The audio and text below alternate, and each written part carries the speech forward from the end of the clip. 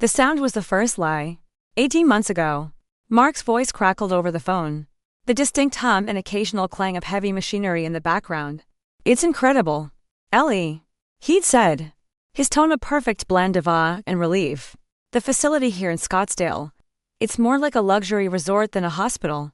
Mom's room has a view of the mountains. I was in my office then, staring at budget spreadsheets, the numbers blurring together. I pictured a serene, sunlit room, a fragile old woman finally getting the care she deserved. And the doctors? I had asked, my pen hovering over a column of figures. Top notch. He replied instantly. They said the state-of-the-art air filtration is crucial. Her immune system is just compromised. That's why they're still so strict about the no visitors policy. It's for her own protection. You know. I know. Mark. I understand. I'd said. And I truly did. Just tell her I love her. Tell her we're all thinking of her. I will. Honey. I promise. I've gotta go. The head nurse is signaling me. The line went dead. I leaned back in my chair. A wave of gratitude washing over me. Grateful that we could afford this.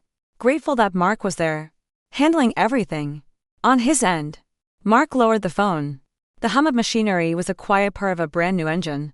The clang was a mechanic dropping a wrench in a service bay 50 yards away. He wasn't in a sterile hospital corridor. He was standing on the polished floor of a luxury car dealership, the scent of new leather filling his lungs. A salesman with a shark's grin glided toward him. Mark's face, etched with fake concern just moments before, broke into a wide, boyish smile.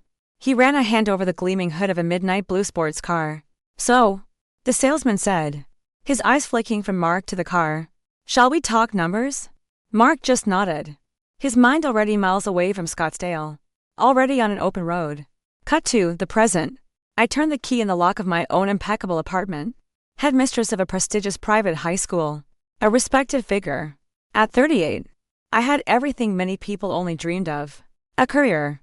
A reputation. A condo in a high-end downtown Austin neighborhood. Bought with my own hard work. And my husband. Mark. I slipped off my heels, running a weary hand through my hair. The day had been brutal. A meeting with the senior class parents. 2 difficult teenagers on the verge of expulsion. Endless reports. But here, in this quiet space illuminated by soft, recessed lighting, all of that was supposed to fade away. This was my fortress. Mark was sitting on the sofa, his laptop balanced on his knees. He looked up at me. And for a fleeting instant, a flicker of annoyance crossed his face before it was quickly replaced by a welcoming smile. Hey, honey. Tough day. I nodded, making my way to the kitchen. The usual. Mark had been between projects for 2 years now. His career as a freelance consultant consisted of short, sporadic contracts that never seemed to materialize into anything solid. The family's finances rested squarely on my shoulders. And deep down, it didn't bother me. I loved him. I believed in him. I believed his big break was just around the corner. I filled the kettle and placed it on the stove when Mark's phone rang from the living room. It was a sharp, intrusive sound. It was his personal cell, not the one that was usually left out on the counter. He always kept this one on him. I didn't think much of it. Everyone needs their own space. I heard his clipped, terse responses. Yeah, what? When? Oh my God. Already? Yes. I'm on my way. Of course I will.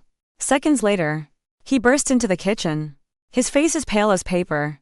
His eyes wide with panic. I didn't even have time to ask. It's Mom. He whispered, his breath catching in his throat. He looked around wildly, as if searching for something. She's taken a turn for the worse. They insisted on urgent consultations here. In the city. They just moved her to her old apartment. I have to go. Right now. My heart seized with fear. Helen. His mother. The woman I hadn't seen in 3 years. 3 years ago, after another severe crisis with her chronic lung disease, she had been moved to that specialized facility in Scottsdale. An expensive place with the best doctors. All the costs, of course, had fallen to me. But I never held it against him. Health was sacred. There was only one strange, unyielding rule, imposed by the doctors and relayed by Mark with the utmost gravity. No visitors. Absolutely none. The doctors say her condition is just too fragile. He would repeat every time I asked. Any strong emotion, even a positive one, could trigger a crisis. It's risking her life. Ellie, you understand, don't you? And I did understand. I was a sensible, responsible person. I didn't want to be the cause of a tragedy. So I sent money regularly for her care, for extra medications, for special food. I wrote cards, sent gifts with Mark on the few occasions he supposedly flew out to see her every few months. And I waited. I waited for the day the doctors would say Helen was strong enough. And now she was here. In the city. In the old apartment. Inside me. Worry mingled with another unexpected feeling. Hope. Fragile and thin as a spider's thread. Maybe this was the chance. Maybe with her close by, with good local doctors, the ban would be lifted. Maybe. Finally. I could see her. I'll go with you, I said, already reaching for my coat. Mark spun around. A flash of pure terror in his eyes. No. Absolutely not. Are you crazy? After a move like this, in her state? It could kill her. Ellie, I asked you? No surprises. The doctors will be there. I need to get everything settled first. Please, just stay home. I'll call you the second I know anything. He spoke quickly, convincingly. The panic seemed so real. He grabbed his jacket from the hook, shoved his keys into his pocket, and leaned in, giving me a quick, fleeting kiss on the cheek that barely made contact. I love you. Don't worry. The door slammed shut behind him. I was left alone in the middle of my perfect apartment. In a deafening silence, the electric kettle clicked off, having boiled the water I no longer wanted. I stood motionless for a good 10 minutes. My thoughts were a jumble of fractured questions. How is she? What doctors? Why at home and not a hospital? But logic was drowning in a sea of anxiety. I imagined this frail, sick woman, lying alone in that old, dusty apartment after such an exhausting journey. And Mark, torn between doctors and his mother. Then, an idea sparked. I wouldn't just show up. I wouldn't make a scene. I would just help. I would bring something homemade. Something comforting. Something that said, without words, I'm here. I care. I'm part of this family. A cake. Her favorite lemon pound cake. I had only made it for her a few times before she was moved away. And Helen had raved about it. It was one of the few warm memories we shared. The decision was made. It felt like the only right thing to do. This wasn't a surprise for a sick patient. It was a gesture of love. I would leave the cake with Mark. Maybe I'd even whip up a quick chicken broth. I wouldn't even ask to see her. I would just show my support. The next 90 minutes passed in a blur. I moved on autopilot. With the precision and speed I usually reserved for my work. I pulled eggs, butter, and cream cheese from the refrigerator, flour and sugar from the pantry. The bright, zesty scent of lemon filled the kitchen, pushing back the anxiety. The aroma of baking, of warm sugar and melting butter, was a comfort in itself. As I mixed the batter, I thought about how fragile life was. I imagined Mark's relief when he saw my gesture, how he would understand that I was his rock, his support. When the cake was done, golden brown and drizzled with a thick lemon glaze, I packed it carefully into a large cake box. I changed into jeans and a sweater, throwing a light jacket over them. Mark's phone went straight to voicemail. The battery must be dead. Or maybe he was in a consultation with the doctor. I reassured myself. I didn't want to distract him. My visit would be quiet and quick. The drive across Austin took 40 minutes in the evening traffic. I gripped the steering wheel tightly, my heart hammering with a strange mix of dread and anticipation. I pulled up to a gray, unremarkable apartment building in an older part of the city. This was where Mark had grown up. I hadn't been here in 3 years. I found a parking spot and lifted the cake box from the passenger seat. The building's lobby greeted me with a familiar smell of dampness and something vaguely sour. The elevator creaked its way up to the 7th floor. And there it was. The door covered in old, brown vinyl. I paused for a moment. I had a key. Mark had given it to me years ago, saying, "Here. This is your home too." Now, I always kept it on my keychain, a symbol of my place in his family. I hesitated, but decided against ringing the bell. Why bother them? What if Helen was sleeping? Or what if the doctors were in there? I slipped the key into the lock. It turned with surprising ease, without a single squeak. The door swung open silently. I stepped into the small, dark entryway and gently closed the door behind me. The first thing that hit me was the smell. It was all wrong. I remembered the old scent of dust, old books, and medicine. Now, the air was different. It was warm, lived in. It smelled of baby powder and something fried. Maybe onions. Strange. Perhaps they'd hired a caregiver who was cooking, I thought. Instinctively, I slipped off my shoes so I wouldn't make any noise, holding the cake carefully in my hands. From the living room, I could hear low sounds. Not the voices of doctors. Not the groans of a sick person. It sounded more like a soft, gurgling laugh. Holding my breath, I tiptoed down the short hallway. The living room door was slightly ajar, a sliver of light falling across the worn carpet. I peered through the crack, and my world shattered into a million pieces. There, on the floor in the middle of the living room, was Mark. He was wearing sweatpants and a t-shirt. There were no doctors. No look of distress on his face. On the contrary, he looked happy. Blissfully happy. He was building a tower of colorful plastic blocks in front of a small boy, no older than 2, who was dressed in a pair of dinosaur print pajamas. The little boy giggled and clumsily pushed the tower over. The blocks tumbled down with a soft clatter. Mark laughed with him. A deep, carefree sound. I couldn't breathe. I couldn't process what I was seeing. Who was this child? And why was Mark here, playing on the floor, when his mother was supposed to be in need of urgent care? Just then, a bedroom door that opened into the living room swung open. A woman emerged, sleepy and disheveled. She was wearing nothing but one of Mark's old, gray t-shirts, the very one I had tried to throw out 100 times. The shirt barely covered her thighs. She yawned, ran a hand through her messy hair, and spoke in a lazy, domestic voice. Mark, you two need to keep it down. He's never going to sleep. Then she turned toward the light. It was my younger sister, Chloe. The cake box slipped from my nerveless fingers. It hit the floor with a sickening thud. The glaze splattered across the worn linoleum. The soft pound cake broke apart. In the sudden silence that followed, the sound echoed like a gunshot. Mark was the first to move. He scrambled to his feet, leaping over the scattered blocks and the now crying toddler. He grabbed my shoulders, his fingers digging into my arms as if he could physically shake the reality back into a shape. That made sense. Ellie, what are you doing here? What the hell? I told you to stay home. You shouldn't have come. His voice wasn't just panicked. It was angry. He was seething, his grip tightening on my jacket. I remained silent. I couldn't form words. My gaze was fixed over his shoulder, locked on my sister, Chloe. Without moving from her spot, calmly scooped the crying child off the floor. She cradled him against her hip, and he instantly quieted, burying his face in her neck. She looked at me over the boy's blonde head, her expression cool and appraising. Calm down, Mark. You're scaring her. Chloe's voice was soft, almost soothing, but it held no warmth.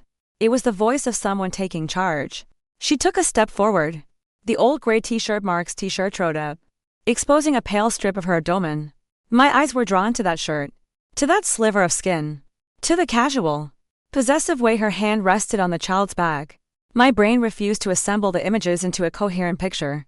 We can explain everything, Mark stammered, turning me to face him, forcing me to look at him. This isn't what you think. It's not. I blinked slowly. Once. It was the only movement I could manage. Chloe moved to stand beside Mark. Now they were a unit, a team, a family. And I was, what? Mom was taken to the lake house in Spicewood. Chloe began, her tone practical, as if delivering a report to a superior. Last minute, the doctors decided the country air would be better for her now. She was too weak after the trip. We didn't want to worry you. You've been so stressed. I stared at her. The lake house, the old family property we hadn't visited in years. There was barely even cell service out there. And the apartment, Mark added quickly, grabbing onto the thread of the lie. Mom wanted to renovate this place. As a surprise, we decided to get it ready for when she's well enough to come back. That's why it's such a mess. We're picking up paint, moving furniture. He gestured vaguely around the room. I mechanically followed his gesture. A mess? No, it wasn't a mess. It was a lived-in space. In one corner stood a child's playpen. Next to the sofa was a high chair. On the coffee table, beside a stack of magazines, lay a plastic giraffe-shaped rattle. These weren't the signs of renovation. They were the signs of a life. Another life. The child. The question escaped my lips before I even realized I was speaking. My voice sounded alien. Hoarse. Mark and Chloe exchanged a look. A split second of hesitation. Oh, this is Leo, Chloe exclaimed, forcing an overly bright enthusiasm. He's a son of our friend, Jessica. You don't know her. She's having some family trouble. Her mother was hospitalized in Houston. She asked if we could watch him for a few days. We couldn't say no. So we're juggling, getting the apartment ready and helping out a friend. They spoke quickly, tumbling over each other's words, leaving no room for silence. The words pelted me like hail, not giving me a chance to think. No time to doubt. The lie was clumsy, poorly constructed, full of holes. But it was so audacious, so monstrous, that it was paralyzing. My mind, accustomed to logic and order, couldn't process the absurdity. It was easier to believe the ridiculous story of the lake house, the renovation, and the friend's son than to accept the truth that was screaming from every corner of that apartment. That my husband and my sister were living here, together, with their son. That truth was too destructive. It would have annihilated me on the spot. My survival instinct forced me to cling to the lie. Let's go, honey. Mark took my arm again, this time more gently, almost lovingly. Let's get you home. You need to rest. You're pale. We'll handle everything here. You shouldn't have come. I told you. He was guiding me toward the door. I walked like a puppet, my feet stepping in the sticky mess of glaze and cake that was smeared on the floor. I saw my own expensive leather shoes, now soiled with the very thing I had made with such hope. In the hallway, I turned back. Chloe was standing in the doorway of the living room, still holding the little boy. She wasn't smiling. She just watched as Mark ushered me out. In her eyes, there was no regret, no compassion, just a cold, patient irritation. She was waiting for me to finally be gone. The door closed behind me. The click of the lock felt final, irreversible. Mark didn't come with me. He said he needed to clean up this nightmare and calm Chloe down. He promised he would be home in an hour. I don't remember taking the elevator down, getting into my car, or pulling out of the parking lot. I drove on autopilot, staring straight ahead, not seeing the traffic lights or the other cars. The world beyond my windshield was just a blur of lights. A constant ringing filled my ears. When I walked into my own apartment, the silence hit me like a physical blow. Here, everything was in its place. Expensive furniture, muted colors, curated serenity.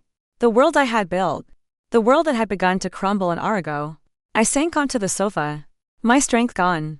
A single, terrifying question hammered at my brain. I reached for my phone. I had to call the lake house.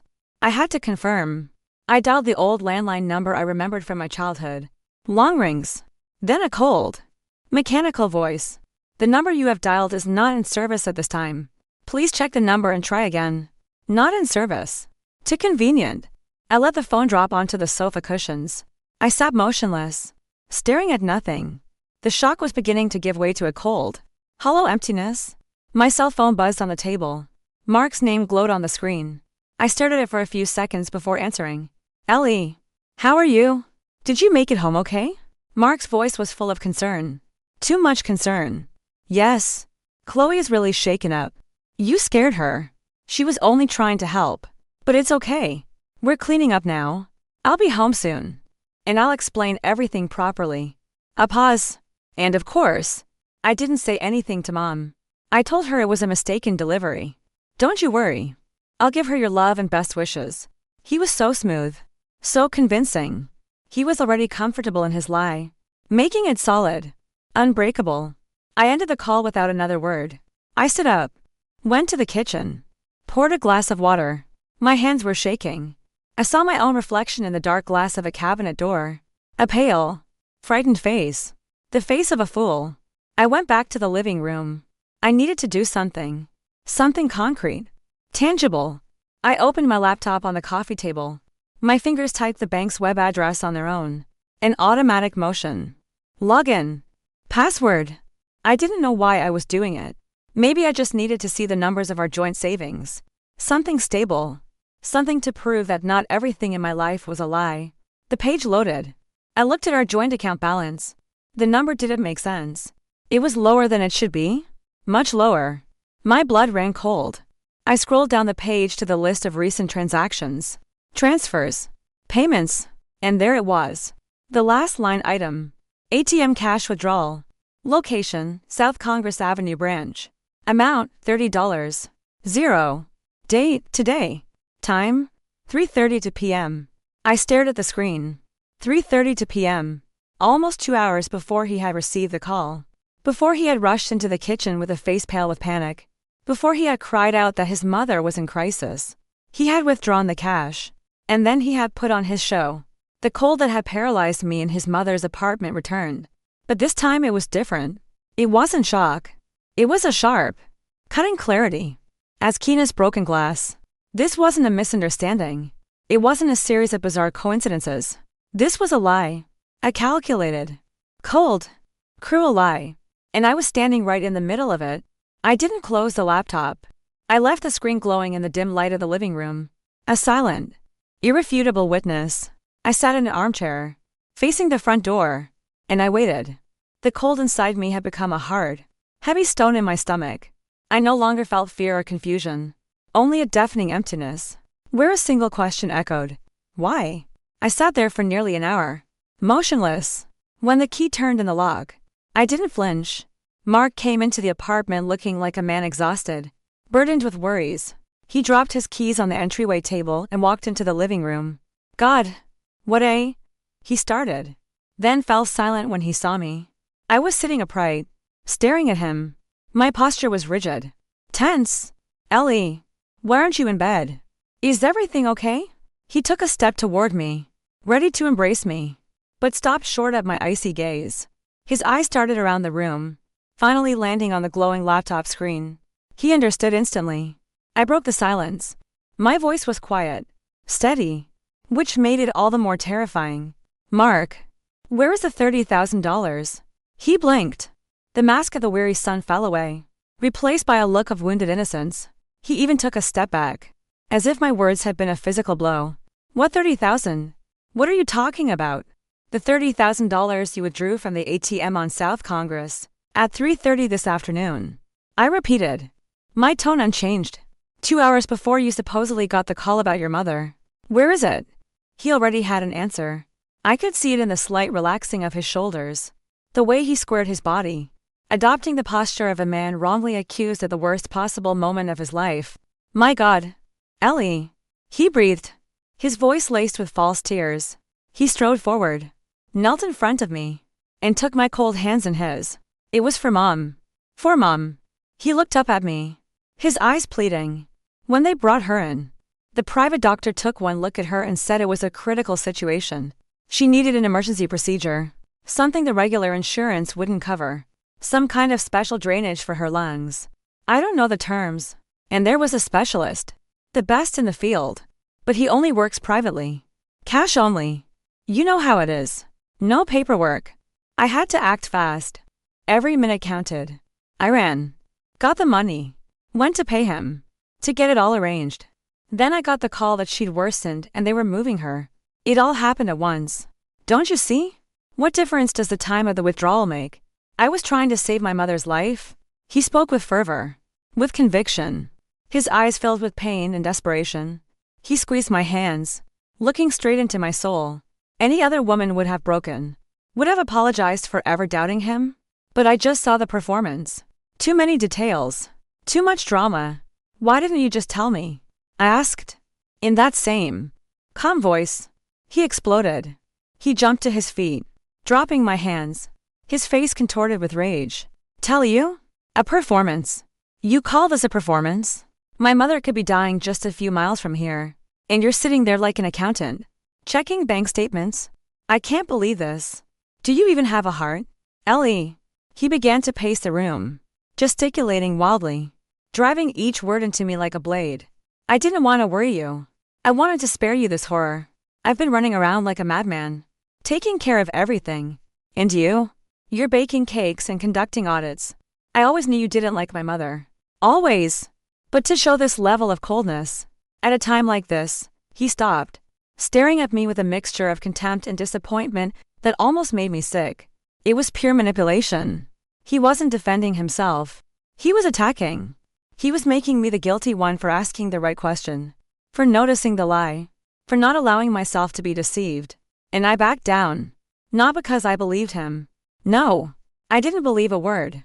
I backed down because in that moment, I understood with terrifying clarity that a direct confrontation was useless. I had suspicions, but no proof, not against his tears and accusations. Any attempt I made to get to the truth would be painted as cruelty, as paranoia, as hatred for his dying mother. He would make me feel like a monster. And looking at his face, inflamed with righteous indignation, I realized he would do it again and again. He would always lie. And when caught, he would always make it my fault.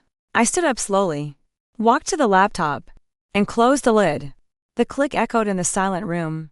"I'm tired," I said, my voice flat. "I'm going to bed." Mark was thrown off balance. He had expected a fight. Tears. Apologies.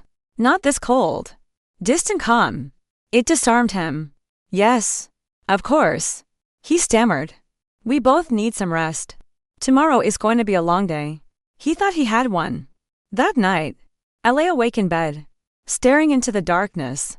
I kept to my side of the enormous mattress, and a chasm seemed to have opened up between me and the sleeping man beside me. He had fallen asleep in minutes, exhausted by his own theatrics. His steady breathing in the dark room felt like an insult. I replayed every detail in my mind.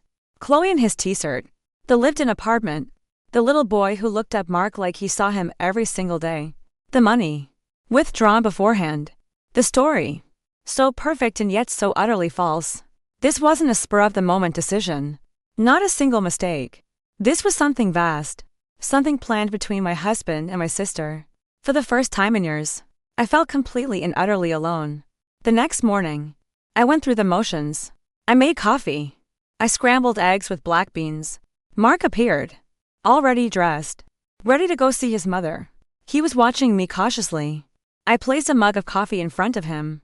"How is she?" I asked, looking away. "Any news overnight?" "No. Stable," he answered quickly, relieved by the normal question. "The doctor said the procedure went well. Now it's just rest." "Which clinic did the procedure?" I asked casually, spreading butter on a piece of toast. "Maybe I can help. I have some contacts in the medical field. I could even get her transferred to St. David's, if need be." It was a simple, obvious trap. Mark froze, his coffee cup halfway to his lips. His face tightened for just an instant. "Don't get involved, Ellie," he said, his voice sharp. "This specialist is a private thing. It's all very complicated. I'm handling it. Your help isn't needed." He stood up without finishing his coffee. "I have to go." He left. I remained alone in the kitchen. The cold that had been a vague premonition was now a solid shape. He wasn't just lying. He was hiding. He was building a wall around his lie, and Chloe was on the other side of it with him. This wasn't just a lie. It was a conspiracy. I cleared the dishes mechanically. I needed to get ready for work. I needed to appear normal. The headmistress of a private school cannot afford to break down. I went to the living room to get my purse. Something made me stop. I sat on the sofa, in the exact spot Mark had been sitting the night before he left in his fake panic. I ran my hand over the expensive fabric. My home. My fortress. My safe place. My hand slid into the crevice between the cushions. An automatic, unconscious gesture. My fingers brushed against something small and hard, with sharp corners. I pulled it out. Lying in my palm was a tiny, red plastic race car, no bigger than my thumbnail. It was cheap and simple, the kind of toy you get from a vending machine at the mall. I stared at it, and the air in the room grew heavy. There were never toys in this house. We didn't have children. None of our friends had brought young kids over in years. This toy could only belong to one child, a little boy named Leo. And if his toy was here, in my sofa, it meant only one thing. They had been here, Chloe and the boy, sitting on my sofa, playing in my living room, in my fortress, without my knowledge. I clenched my fist, so hard the plastic bit into my palm. The pain was real, sharp, but it was nothing compared to the overwhelming sense of violation that washed over me. Like an icy wave, this house was no longer mine. It had been breached. The pain in my hand brought me back to my senses. I opened my fist and looked at the little red car, then at the crescent-shaped mark it had left on my skin. I didn't throw it away. I stood up, walked to the desk in the corner of the room, opened a drawer, took out a small business card envelope, and carefully placed the toy inside. I closed the drawer. It wasn't just a toy anymore. It was evidence. The workday was a blur. Meetings, signatures, directives to teachers. The impassive face of Headmistress Eleanor Vance. No one could have guessed that a frozen storm was raging inside me. I was on autopilot, but another part of my mind, a distant, cold part, was working relentlessly, analyzing, connecting the dots, assembling the chain of lies. The facility. It had all started with the facility. 3 years ago, I remembered every detail. Mark had come home. His face gray. He'd said his mother had a terrible crisis, that they'd barely saved her, that the local doctors didn't know what else to do. She needed specialized care, a warm climate, constant monitoring, and he, Mark, had found the perfect place, a luxury private care home in Scottsdale, Arizona, specializing in pulmonary diseases. Expensive. Very expensive. But how could you deny your mother treatment? Of course. I agreed. I insisted on paying all the bills. I felt guilty for not paying more attention to my mother-in-law because of my demanding job. This was my way of making up for it. Mark had brought home a glossy brochure. Desert Bloom Senior Living. The cover showed a white building surrounded by lush green lawns, against a backdrop of desert mountains. Inside, there were photos of spacious rooms, smiling staff, modern equipment. It all looked so professional, so trustworthy. Then came the rule, no visitors. The doctor strongly advised against it. Mark had explained with a heavy heart. Her immune system is too fragile. Any infection, any stress, they take full responsibility. But only under this strict quarantine. It's for her own good. Ellie. And I had believed him. Why wouldn't I? It sounded logical. I myself, as a headmistress, had imposed quarantines during flu season. That evening, when I got home from work, I didn't wait for Mark. I went straight to the bookshelf where I kept boxes of old documents and bills. I remembered I hadn't thrown that brochure away. It was there, tucked between paid receipts and appliance manuals. I found it. Desert Bloom Senior Living. The same one. Glossy paper. Vibrant colors. I sat at the dining table and opened it. Now, I looked at those photos with different eyes. They seemed too perfect. Too staged. The staff smiles looked fake. On the last page was the contact information, an address, an email, and a general information phone number. My heart was beating so hard I could feel the pulse in my temples. My hands were ice cold. I picked up my phone. This was a decisive step. If I was wrong, if I was just letting suspicion get the better of me, I would find out now. I would feel like the world's biggest fool. But if I wasn't, I dialed the number. A few long rings. Then a cheerful, professional female voice answered. Desert Bloom. This is Anna speaking. How may I help you? It existed. The place was real. For a moment, I felt a surge of relief. Maybe I really was going crazy with jealousy and mistrust. Good afternoon, I said, trying to keep my voice steady. I'm calling about a personal matter. I'd like to inquire about the health status of one of your residents, Helen Vance. I held my breath. On the other end, I heard the clicking of a keyboard. Vance. You said. Let me just check our database. A silence that stretched for an eternity. I dug my nails into the arm of the chair. Helen Vance. The administrator repeated. I'm very sorry, but we have no resident by that name. Are you sure you have the right facility? No, I'm not mistaken. She's been in your care for 3 years. Chronic lung disease. Silence again. The tone of the voice on the other end shifted. It became softer, almost compassionate. Ma'am, I understand. Perhaps there's been a misunderstanding, but I've checked all our records for the past 5 years. We have never had a resident by the name of Helen Vance. Is there anything else I can help you with? No. Thank you. That won't be necessary. I murmured and hung up. I stared at the phone in my hand. The fog in my mind had completely lifted.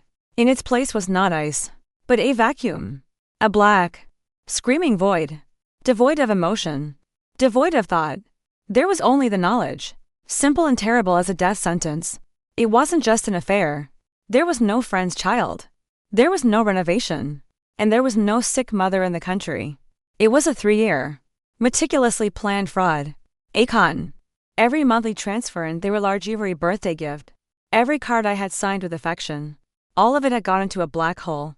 Into the pockets of my husband and my sister. They had created a phantom. A sick woman who never existed.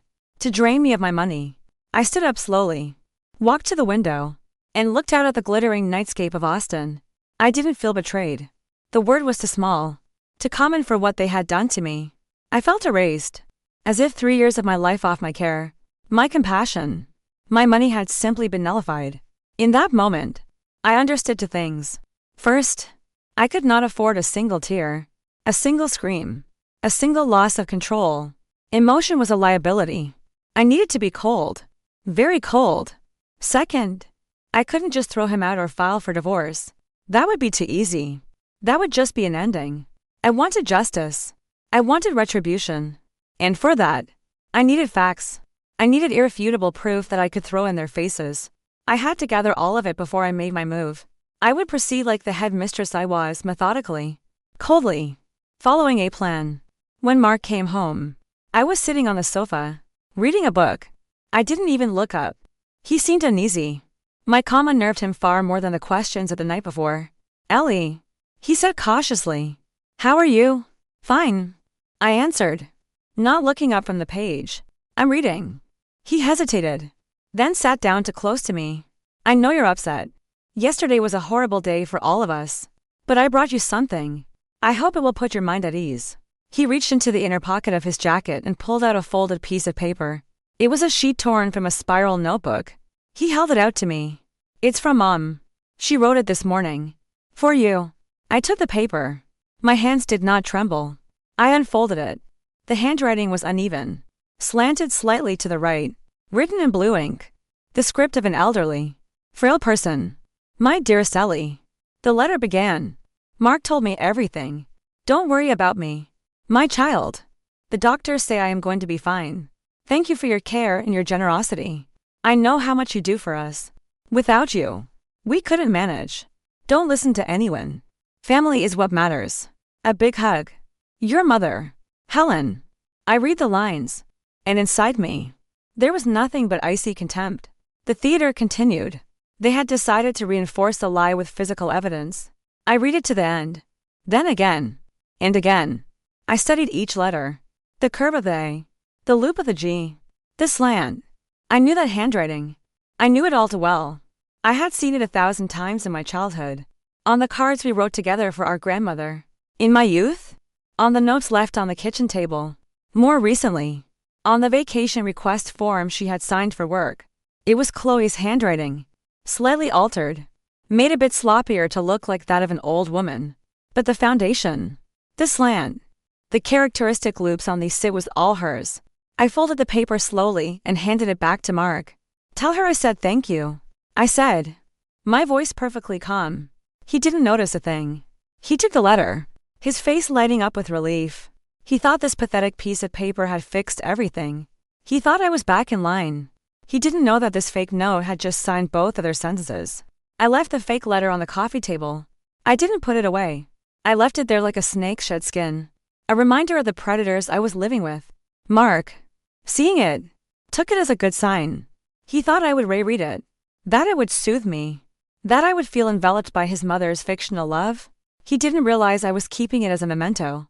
A warning of who I was truly up against. For the next 2 days, a strange, heavy silence settled over the apartment. It was an undeclared truce. Mark behaved with an exaggerated attentiveness. He brought me coffee in bed. He called during the day from work or wherever he was to ask how I was doing. He gave me the latest news about his mother. She's doing better. Her appetite is back. Chloe made her some of that chicken broth. Just like yours, the doctors let her sit in a chair by the window today. She was so happy to see the trees. Every word was a lie. And I listened to these lies with the detached coolness of a researcher, observing the behavior of a venomous insect. I would nod. I would say, "That's good." Or send her my love. I was playing the part of the wife who had accepted, who had chosen to look away from the obvious to preserve her family. They believed they had broken me. They thought my brief rebellion was just an emotional outburst, easily quashed with pressure and theatrics. They underestimated me. They saw me only as a comfortable source of income, not as the headmistress who dealt with lies, manipulation, and adolescent cruelty on a daily basis. They had forgotten that I knew how to be ruthless. The end game began on Friday. I was in my office, organizing paperwork before the end of the day. My phone rang. Mark's number. I answered calmly. "Yes." Mark. Ellie. Hey. Look. Here's the thing. His voice was rushed, with a forced casualness. Jessica. Chloe's friend. Remember? Her mom was admitted to the hospital in Houston. She has to travel today, and has no one to leave Leo with. So we were thinking we'll bring him to our place for a few days. Maybe a week. Until she gets back. I listened in silence. I glanced at the framed photo on my desk. Mark and I. 5 years earlier. In Cancun. Happy. Smiling. I felt nothing. He wasn't asking. He wasn't consulting. He was informing.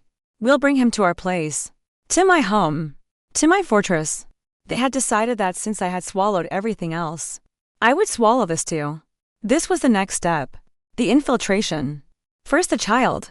Then, under some pretext, Chloe. They were planning to push me out of my own home. Are you listening to me? Ellie. There was an edge of impatience in his voice. I took a deep breath. The icy sphere in my stomach contracted into a hard, steel ball. No, I said. My voice was quiet, but firm. Cold as ice. The silence on the other end was heavy as lead. Mark wasn't expecting it. I could almost hear him repeating the word in his head, trying to understand if he'd heard correctly. What? I don't understand. I said no. I repeated, articulating each syllable. That is not going to happen. Are you insane? His voice was now a mix of disbelief and anger. What are we supposed to do? Leave the boy on the street? The woman is in trouble. She needs help. We're family. We're supposed to help each other. Who is we? Mark. I asked. In the same calm tone.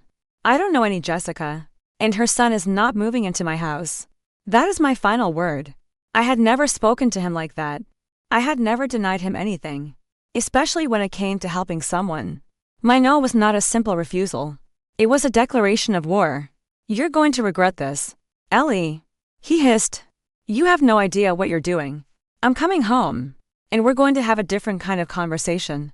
We have nothing left to talk about, I said, and hung up. I placed the phone on my desk. My hands were not shaking. My heart was beating steadily. I knew that it was beginning now. I finished my work, said goodbye to my secretary, got in my car. But I didn't go straight home. I stopped at Home Depot first, then at a 24-hour locksmith, where I placed an order. I arrived home late.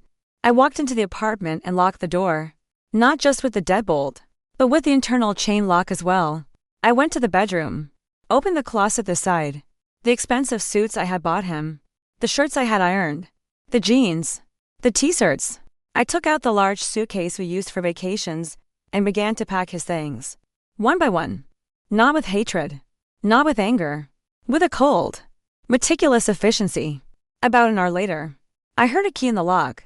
The door opened a few inches and then slammed against the chain. Ellie, open up. Mark's voice was harsh, threatening. I was sitting in the armchair in the living room. I didn't move. Ellie, I said, open the damn door. What is this game? He yanked on the door. The chain strained and creaked. I remained silent. I'm not playing. Have you gone deaf? His impatience turned into a roar. You want to play games? Open this door. I said now. A fist slammed against the door. Then another. And another. The sound was dull and terrible. Thump.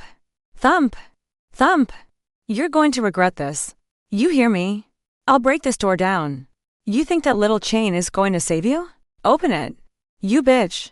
He was screaming now. He hurled threats. Insults. He accused me of being cold and selfish, of destroying our family, of making a mockery of him at a time when his mother was so sick. He was pounding on the door with his fists, maybe even his feet. The whole floor of our luxury building must have been able to hear the commotion. I calmly picked up my phone from the table. I dialed the short number I knew by heart for the front desk. The concierge of our building. Good evening. This is Eleanor Vance in 11B. I said, my voice perfectly serene.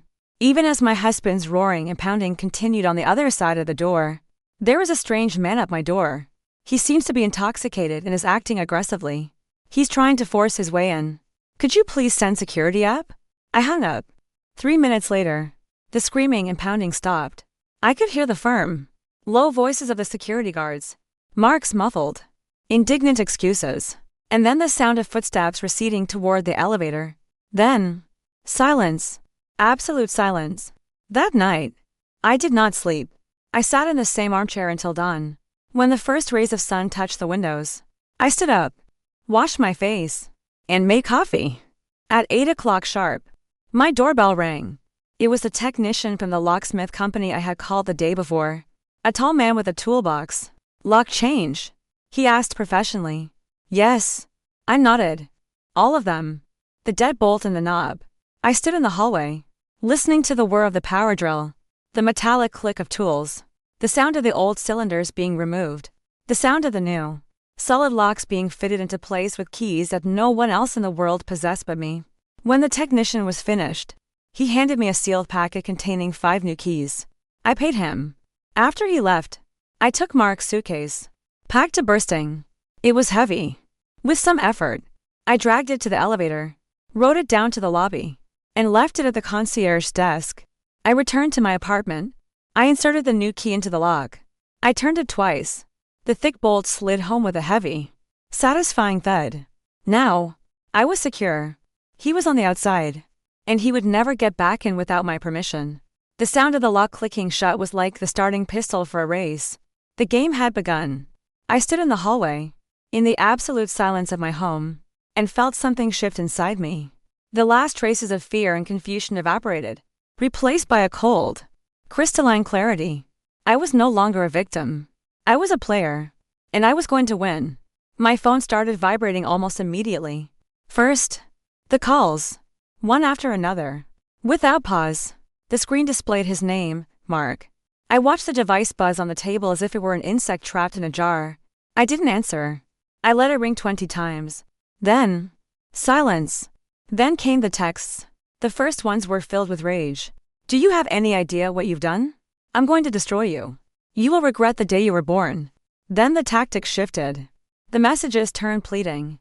Ellie, what's wrong with you? What did I do? Let's just talk. I love you. You're my life. Don't throw this all away over a misunderstanding. I slept in my car. I'm freezing. Please, just let me in. I read them all, feeling nothing. They were just empty words, different tools he was trying, searching for the one that would work. I made myself breakfast. I ate slowly, savoring each bite. I drank my coffee looking out the window. For the first time in days, I felt like I could breathe. The air in my own home no longer felt poisoned. That afternoon, he called again. For some reason, I decided to answer, just to hear what the new lie would be. Ellie, thank God you answered. His voice was desperate, almost hysterical. There's been a tragedy. I was silent. It's Mom. She took a turn for the worse after that procedure. Complications. The doctors say she needs another one. Immediately. A new, experimental treatment. It's the only thing that can save her. But it's only done at a German clinic that partners with one here. They need an urgent down payment. By tonight. I listened. I wasn't even surprised by the audacity of the lie anymore. They had lost their access to me, and therefore to my money. Now, in a panic, they were playing what they thought was their strongest card, the dying mother. How much? I asked. My voice neutral, devoid of emotion. He seemed to take my question as a sign of surrender. Hope surged into his voice. $40,000. I know. Ellie. It's a lot, but it's her only chance. I'll pay you back. I swear. As soon as my next project comes through. I stared at my own reflection in the blank television screen. A calm, cold face. That sounds very complicated. I said. A pause. He didn't understand. What? Complicated? Ellie. Are you listening to me? This is my mother's life we're talking about. Yes. I said. It sounds very complicated. Goodbye, Mark. I hung up. Then, without a second thought, I blocked his number, and Chloe's number, and the numbers of a few mutual friends through whom he might try to reach me. I severed every channel of communication. Click, click, click. I was now in an information vacuum of my own creation, and it gave me the freedom to act. I sat down at my desk, opened my laptop, but not to look at bank accounts. I opened an old contact list on my phone, scrolling down to see until I found a number I hadn't dialed in 5 years. Ruben Curlow, my old classmate from college. Back then, he was a quiet, Invisible kid who always sat in the back of the class but somehow aced every exam. After graduation, he'd suddenly opened a business. A private investigation agency. I had laughed at the time. Ruben Curlow. P.I. But the agency had not only survived, it had become one of the best in the city. He handled complex corporate investigations, asset tracking, fidelity checks for the very rich and powerful.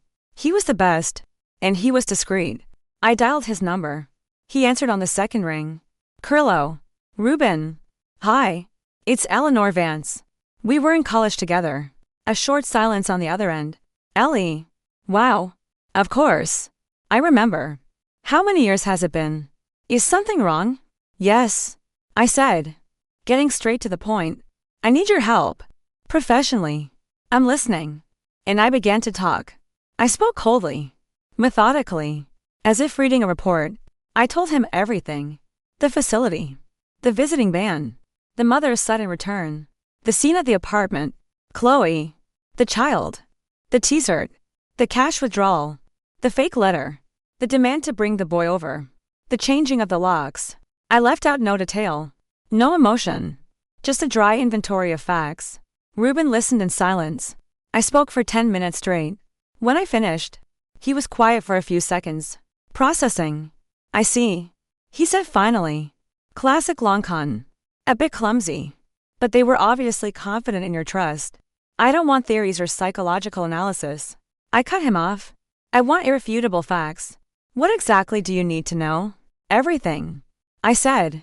First, and most important, where's Helen Vance? Really? Is she alive? If so, where? If not, when and how did she die? I need official documents. Second, the child. I need to know everything about him. Real name. Date of birth. Who are the parents on the official records? I want a copy of the birth certificate. Third, I want a complete financial picture of Mark for the last 3 years. Where did the money I transferred for his mother's treatment actually go? Major purchases. It's loans. Everything. I fell silent. Ruben was quiet again. This is a serious job. Ellie. He said. It will be expensive. I'll pay. I replied. Whatever you ask. All right then. His voice became all business. I'm on it. The initial information from public records. I can get within 24 hours. The rest will take time. I'll keep you updated. Thank you. Ruben. I was about to hang up. But he stopped me. Ellie. Wait. One more thing. It's very important. What is it? You said he asked for $40,000 for a treatment. Ruben recalled. And you refused. That means they're desperate. They need cash. And they need it fast. And desperate people do two things. They get aggressive, which your husband has already shown. And they try to secure or liquidate whatever assets they have. Assets? I said. I don't understand. Mark doesn't have any assets. Everything we have is mine. Are you sure? Ruben's voice was grave. What about his mother's apartment? The one where you found him with your sister. What's its legal status? I froze. I had never thought about it. Helen's apartment. It was just Helen's apartment. It's hers. I guess.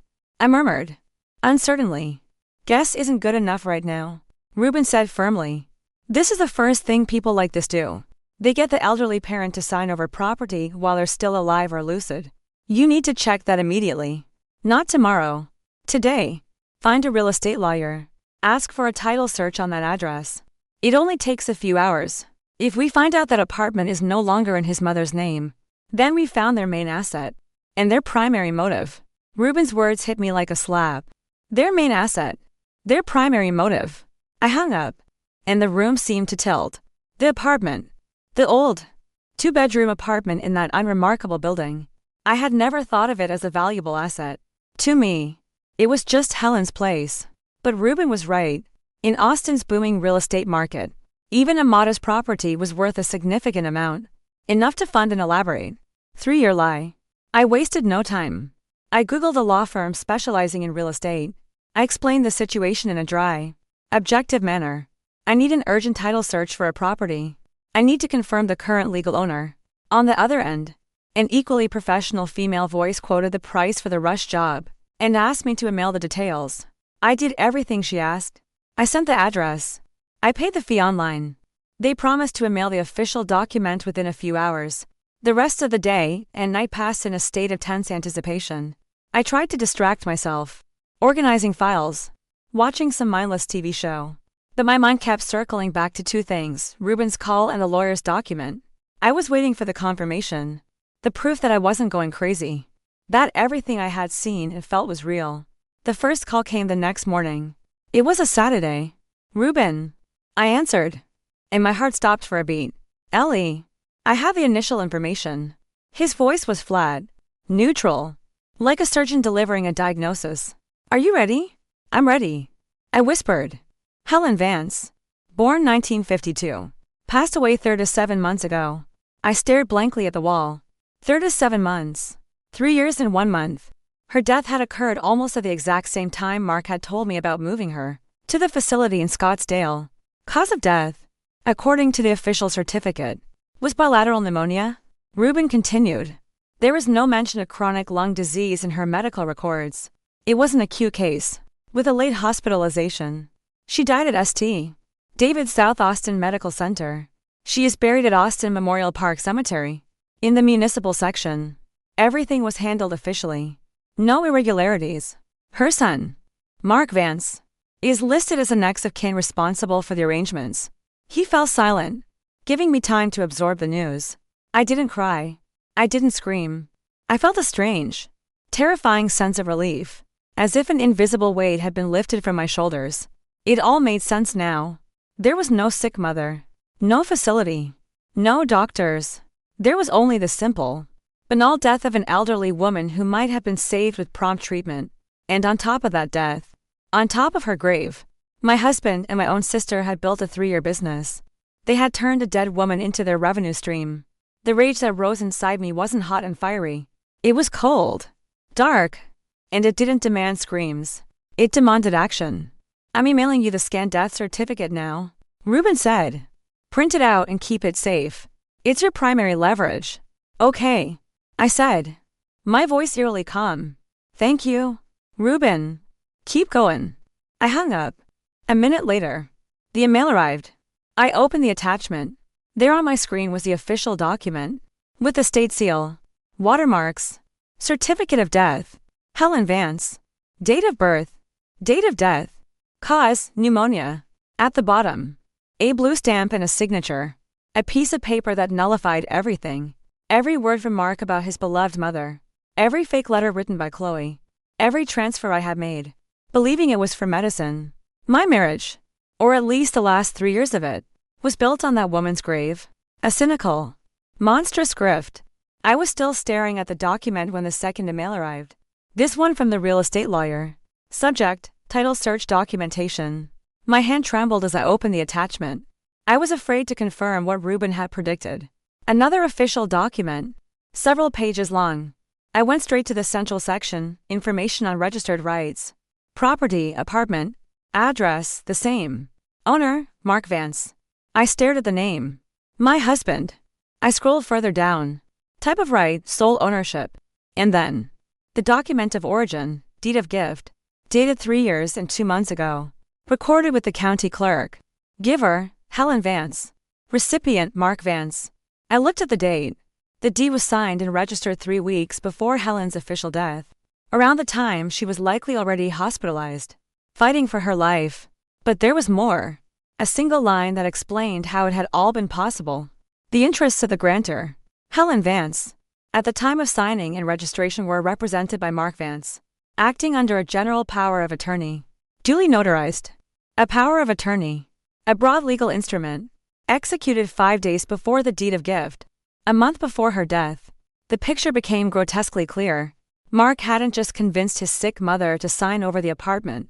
He had likely taken advantage of her condition, gotten her to sign the power of attorney, and then, while she may have already been unconscious, he had signed on her behalf, gifting the property to himself.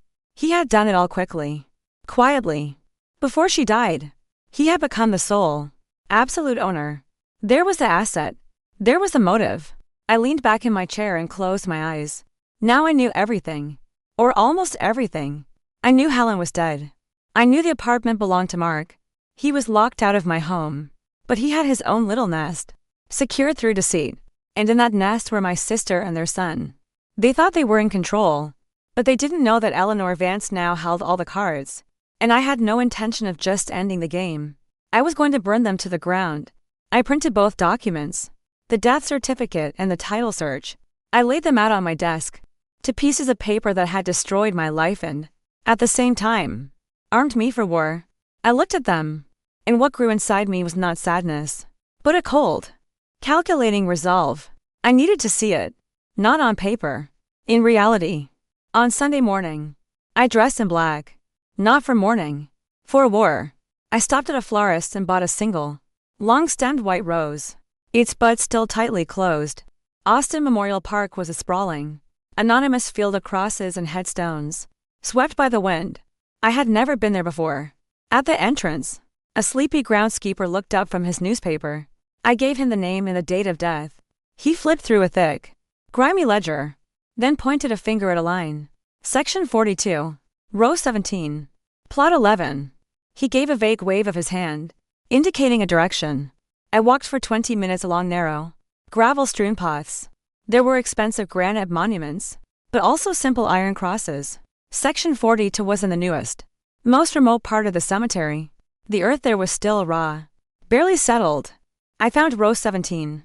I started counting. 1, 2, 3 until I reached number 11.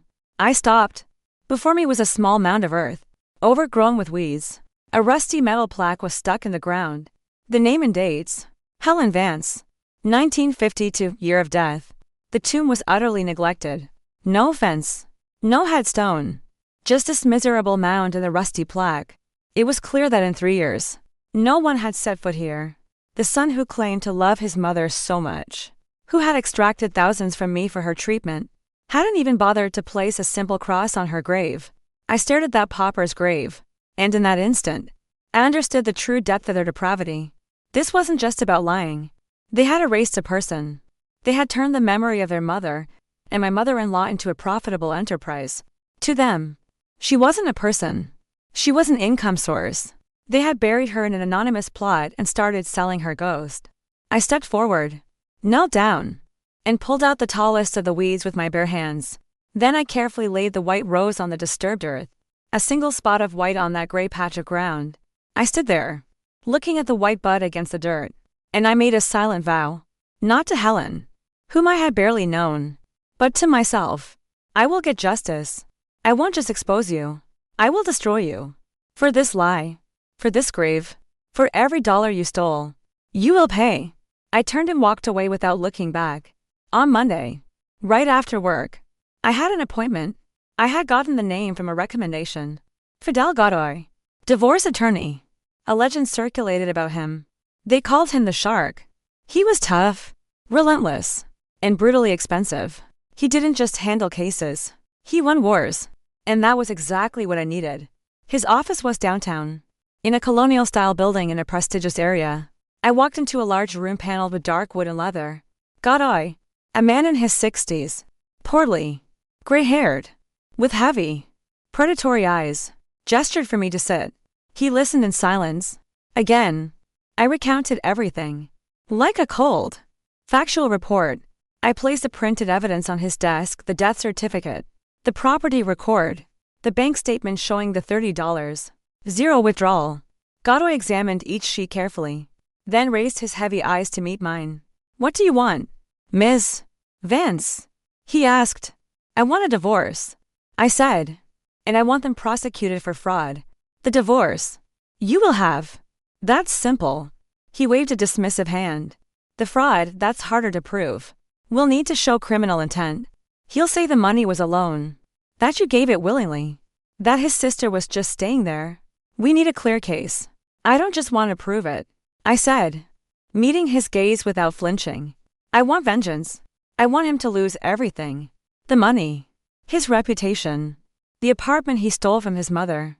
I want my sister to become a pariah in our family. I want to take every last cent and throw them out on the street. And I will pay whatever it takes. A predatory gleam flickered in Godoy's eyes. He saw before him not a weeping victim, but a client with the will and the resources to fight. Now we're talking, he said. leaning back in his chair. If we want not just a divorce, but total annihilation, we proceed on to fronts. First, a civil suit, division of assets and restitution of the money you transferred. We'll claim unjust enrichment. Second, a criminal complaint, fraud on a massive scale, committed by two people in collusion.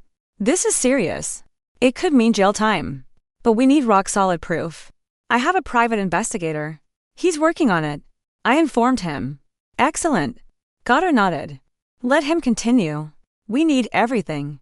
Witnesses, documents, recordings. We will build this case brick by brick. And we will strike when they least expect it. When they are sure you have given up. He extended his hand. I'll take your case. Ms. Vance. Welcome to the war. I shook his hand. It was firm and dry. For the first time, I felt I had an ally. I got home late, exhausted but resolute. In my inbox, there was a new email from Ruben. Subject: full report. Part 1. My heart leaped. I opened the attachment. It was a lengthy document, with photos and scans. The first part was about the funeral. Ruben had tracked down the funeral home. He found photos from their records. There were Mark and Chloe, standing by the casket in the viewing room. Mark, looking despondent. Chloe, holding his arm, looking practical, showing no signs of grief. Both were dressed in new, expensive-looking black clothes, undoubtedly bought with my money. The background was empty. No relatives, no friends. They had buried her alone, quietly, so no one would find out. I scrolled further down the pages and froze. The next document was a scan. Official paper. State seal. Certificate of birth. Name: Leo Vance. Date of birth: 2 years and 3 months ago. Location: Austin, Texas. Field: mother, Chloe Miller. I held my breath as my eyes moved to the final field. Field: father, Mark Vance. The end. The final piece. The doubts were gone. The worst premonitions were confirmed. The child was his. Theirs. Born 10 months after Helen's death. They had started their new life, their new family, literally on the fresh grave of his mother. And all that time, he had slept in the same bed with me, eaten at the same table, taken my money, and lied, and lied, and lied. I closed the laptop. The air in the room felt thick, hard to breathe. This was no longer about betrayal. There wasn't a word for this kind of monstrosity. I stared at the blank screen, but the lines from the birth certificate were burned into my vision. Father, Mark Vance. Mother, Chloe Miller. My husband. My sister. Their son. Something inside me snapped. The last thread connecting me to my old life. To the Eleanor who could love, trust, and hope. That Eleanor was gone. In her place was a cold, vibrating emptiness, filled with a single desire. Justice. A justice that was harsh, exemplary, and destructive. The next morning, I took action. My emotions were locked away in the most remote drawer of my mind. Only the plan remained. The plan I had started to build with Godoy. First step: finances. I went to the bank an hour before it opened. Not the bank where we held our joint account, but another one, solid and reliable, where I had never banked before. I opened a new account, solely in my name. Then I went to my school's administrative office and requested that my salary be redirected to the new account. To the payroll manager's surprised look, I offered a short, cold explanation: it's necessary. The second step was harder. Freezing the joint account. Godoy prepared the paperwork for a court order to block it, warning me, "We have to be fast. The moment he realizes you're serious, he'll try to drain everything he can. It's in his nature." We were too late. When the lawyer filed the request, the bank's response was immediate. The account was empty. Absolutely empty. Down to the last cent. Mark had cleaned it out the previous afternoon. He hadn't just withdrawn the balance. He had closed the account, as if erasing his tracks. Goddard called me personally. Ellie. He beat us to it. He took all the money from the account. I stood at the window of my office. In the schoolyard below, children were playing. A normal life. Now so distant.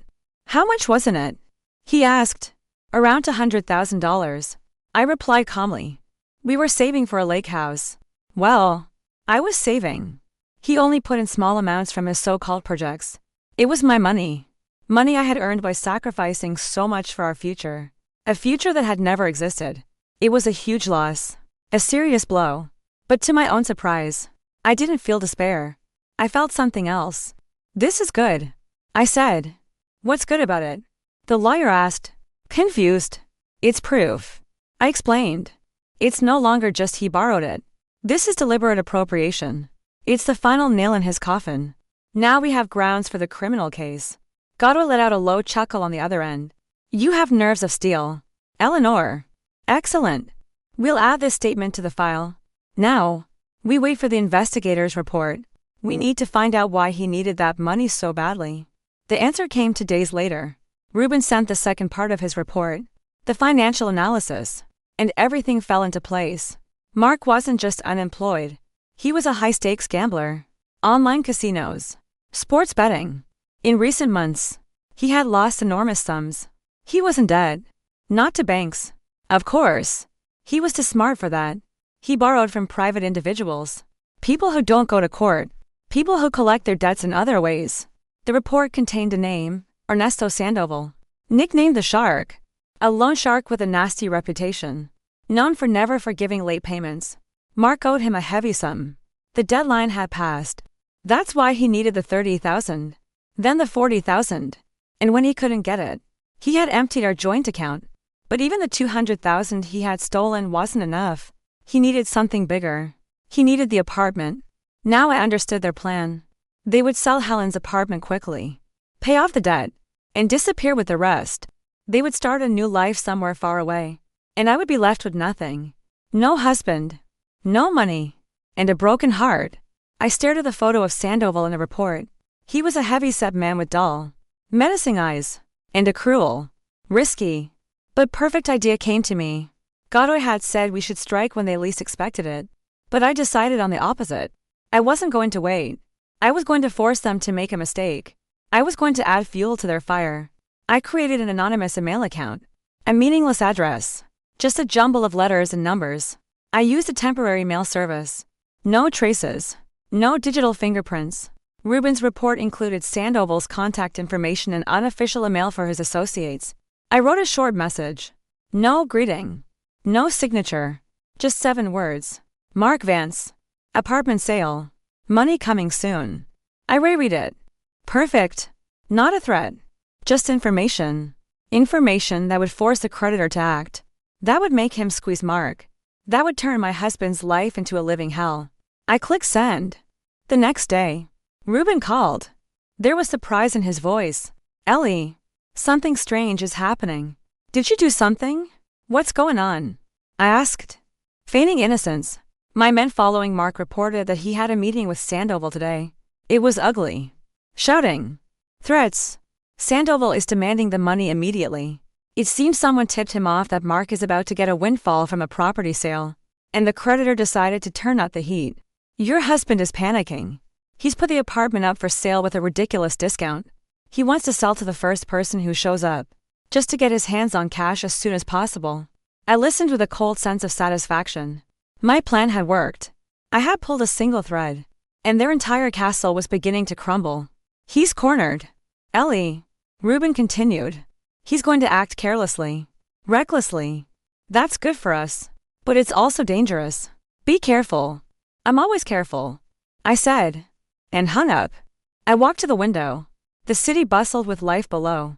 But up here, in the silence of my apartment, I was fighting my war.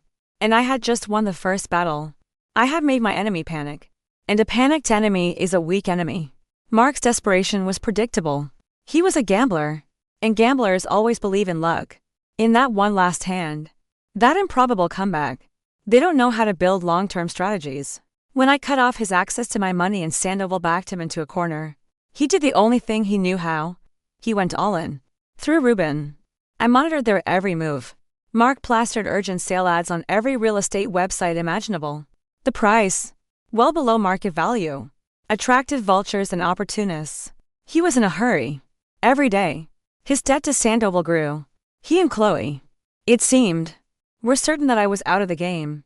They probably imagined me locked in my luxury apartment, licking my wounds, too defeated and humiliated to fight back. The changed locks, the blocked numbers, they must have thought it was just the tantrum of a hurt woman. They didn't understand they were dealing not with a hysteric, but with a patient strategist who was gathering allies, while they frantically tried to sell their last fortress. I, in turn, was working with Godoy, preparing the lawsuits. With Ruben, I was gathering evidence. Every day, new files landed in my inbox. Call logs between Mark and Chloe over the past 3 years, hundreds of them, including during times he claimed to be on trips caring for his mother. Financial records showing the treatment money flowing directly into online casino accounts. Photographs, taken by Ruben's men, of Mark and Chloe with their son at the park, looking like any other happy family, leaving an expensive restaurant in a trendy neighborhood, shopping for a new bed in a furniture store. I filed everything away in a folder on my computer. I named it simply, The Case. With each new file, the folder grew heavier. It was a chronicle of their betrayal. I was no longer waiting for them to make a mistake. I was setting the stage for their public execution. The buyer appeared quickly. Ruben told me the name, and a shiver ran down my spine. Tomas Trevino, a name from my childhood. An old business rival of my father's. They had done business in the 90s, and it had ended in scandal and mutual hatred. Trevino had always been jealous of my family's success and reputation. He was the kind of man who reveled in the misfortune of others, and now he was buying the apartment of my husband's family. For him, this wasn't just business. This was a jackpot. He was getting a cheap property, and the satisfaction of seeing the Vance family humiliated. He was probably already preparing to tell everyone how the son-in-law of the respectable Eleanor Vance was forced to sell his dead mother's apartment in a fire sale to pay off his debts. This is bad, Godoy said over the phone. Trevino is vindictive. He'll rush the sale just so he can spread the story. We have very little time. No, I replied, surprising myself with the calmness of my own voice. This is good. This is perfect. Let him buy it. Let the sale go through. The bigger the scandal, the more painful their fall will be. I need an audience for the execution. On the other end of the line, Godoy was silent. I think I was beginning to scare him. Mark and Chloe, however, saw Trevino's appearance as a stroke of luck. They were close to the finish line. A little longer, and they would have the money, pay off Sandoval, and have enough left over to start fresh. Their arrogance grew by the day. They already saw themselves as winners. I knew I had to strike before the money reached their hands. But simply blocking the sale with a court order would be anticlimactic. It would turn everything into a simple financial dispute. I wanted more. I wanted a tribunal. I spent my days imagining how, where, when. It had to be a place where everyone was present, family, friends, relatives, an event from which they could not escape. A call from Ruben interrupted my planning. He was calling at an odd hour. Late at night. Ellie, something new has come up. There was a strange note in his voice. I don't know how to tell you this. Just say it. Ruben.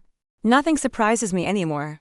My man who was tailing Chloe saw her leaving a clinic today. He got some good photos. She was carrying a patient folder, and under her loose-fitting clothes, her belly is visible. I was silent. Ellie, are you there? I'm here, I answered, my voice muffled. How far along? By his estimate, between 16 and 18 weeks. Early in the second trimester. I put the phone down slowly. Chloe was pregnant. Again. It wasn't enough that they were living off my money. They were building their future. A big, happy family. First one son, then another. They planned to multiply, funding their well-being with my money. My work. My life. I walked to the mirror. I stared at my reflection. A tired, 38-year-old woman who had dedicated her entire life to her career, to building a perfect home, to supporting a failed husband. I had no children. Mark and I had always put it off. First my career, then buying the apartment, then helping his mother. He always had a reason why it wasn't the right time. Now I knew why. There was time, just not for me.